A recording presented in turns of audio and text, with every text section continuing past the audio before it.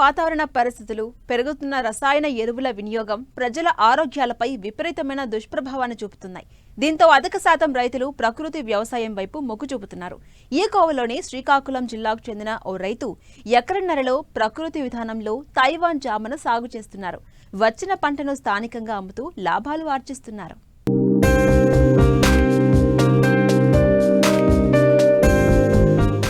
వ్యవసాయంలో ఎంత దిగుబడి సాధించాం అనేదానికంటే పెట్టిన పెట్టుబడికి ఎంత లాభం పొందాం అనేది రైతుకు ప్రామాణికంగా ఉండాలి.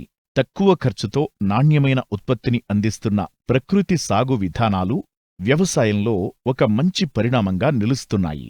ఆదాయాన్ని మరింత పెంచుకునే విధంగా పంటల సాగులో రైతులు అనుసరిస్తున్న విధానాలు సేద్యం పట్ల మరింత భరోసాను నింపుతున్నాయి.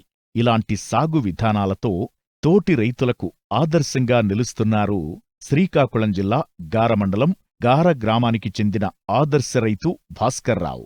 తనకున్న ఎకరన్నర పొలంలో తైవాన్ జామ మొక్కలను నాటి ప్రకృతి విధానంలో పండిస్తూ మంచి దిగుబడులను పొందుతున్నారు. ఎకరన్నరలో జామ వేసాను, ట్రైమన్ గోవా. అది 2021లో వేసాను. మొక్క 50 రూపాయలు, 40, 50 ఆ రేంజ్లో తెచ్చి 888 మొక్కలు ఎకరన్నరలో వేసాను. మొక్క ఉడిచిన ఆ 8 మాసాల నుండే క్రాప్ తీసాను. దీనికి అంతా డ్రిప్ ద్వారా వేసాను. ఈ మొత్తం ఈ ఎకరన్నరలో ఒక 8 లోడ్లు గత్తం వేసాను. వేసి 6 మాసాలకు కూడా గత్తం వేసాను. తర్వాత 8 మాసాల్లో క్రాప్ తీసి 8 మాసాల్లో 40,000కి వచ్చింది మొక్కలోన. ఆ రెండో క్రాప్ అంది 1,00,000 రూపాయలు, సుమారు 1,20,000 వచ్చింది. ఇప్పుడైతే క్రాప్కి 1,50,000 వస్తుంది. కనుక ఈ ప్రకృతి వ్యవసాయంలో నేను చేసింది ఏ పురుగు మందు వాడకుండా, ఫెర్టిలైజర్ అంటే DAP, పొటాష్ ఇవన్నీ వాడకుండా అంతా సేంద్రియ పద్ధతిలోనే చేశాను. దీనికి ఏంటంటే నీమాస్త్రము వేసేసాము. అంటే పిండి నల్లి, తర్వాత పేని ఇవన్నీ రాకుండా ఉండడానికి. తర్వాత ఏంటంటే అప్పుడప్పుడు పిండి నల్లును పండేకి వస్తే అగ్నాస్త్రం చేసాము. తర్వాత తెగులు రాకుండా పెరుగు అంటే పుల్లటి మజ్జికి వేసేసాము. అలాగే పేడ, ఇంగువ, మూత్రం అవి కూడా వేసేసాము. కనుక ఇవి చాలా ప్రకృతి వ్యవసాయంలో చాలా బాగుంది. ఖర్చు కూడా మనకు తగ్గుతుంది. భూమి బలం చేయడానికి మొక్కకాలు పోషకాలన్నీ అందుబాటులో తీసుకురావాలంటే PMDS అంటే నవధాన్యాల సాగు చేయడం జరుగుతుంది.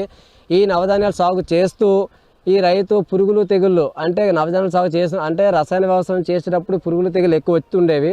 ఈ నవధాన్యాలు వేసి ప్రకృతి చేసిన తర్వాత పురుగులు తెగుళ్ళు చాలా వరకు అరికట్టడం జరుగుతుంది.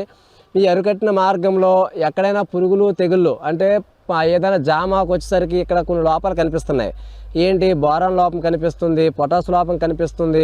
ఈ 2 లోపాలకు కూడా నవధాన్యాలు చేయడం వల్ల ఇప్పుడు అవి అంత లేదు. కెమికల్ వ్యవసాయంతో పోలిస్తే ఇప్పుడు అంతగా లేదు. అదే కాకుండా ఈ ముడ్డిపూచి ఏదైతే ఉందో పండుగ, ప్రతి జామకాయ కూడా పండుగ తప్పనిసరిగా జామ తోటలు ఆశిస్తాయి. ఈ జామ తోటలో పండుగ ఆశించిన సమయంలో ఏమవుద్దంటే కాయలన్నీ కూడా రాలిపోతాయి. రాలిపోయిన సమయంలో రైతుకు దిగుబడి తగ్గిపోతుంది, ఆదాయం తగ్గిపోతుంది కాబట్టి అది నివారణగా రైతు ఏం చేస్తున్నాడంటే దశపర్ణి కషాయం స్ప్రే చేయడం వలన ముడ్డుపుచ్చు కూడా పండుగ కూడా నివారణ చాలా వరకు అరికట్టడం జరిగింది.